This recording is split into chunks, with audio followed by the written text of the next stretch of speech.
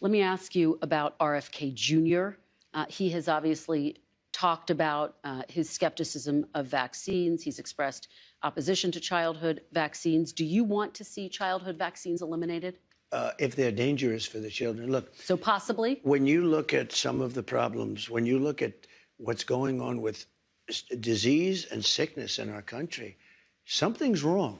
Are you talking about autism? Well, if you take a look at autism, you go back 25 years, autism was almost non-existent. It was, 1 out of 100,000.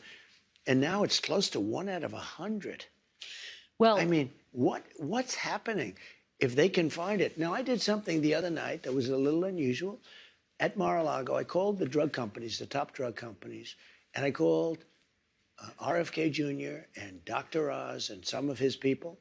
And I said, let's all get together and let's figure out where we're going. Because we're going to do a lot of things. Number one, we're going to reduce prices because the middleman makes more money than the drug companies, in all fairness to the drug companies. There's a middleman that nobody even knows who they are. And you look at our drug prices, they're much higher than the prices for the same medicine, for the same stuff. So we met, and we met for a long time, and we talked about pricing, and we talked about vaccines, in terms of what happens. We talked about pesticides. We talked about everything. And I think a lot of good things are going to come from him. And he's not going to upset any system. He's not going to upset this. He's not looking to, to reinvent the wheel totally. But when you look at the numbers, we really don't have a very healthy country. Well, sir, going back 25 years, studies show that there is no link between vaccines and autism. And yet it sounds like you are open to the possibility of him looking I'm at open to getting anything. rid of them? I think somebody has to find out. If you go back 25 years ago, you had very little autism. Now you have it. I mean, well, they say because they're better at identifying it.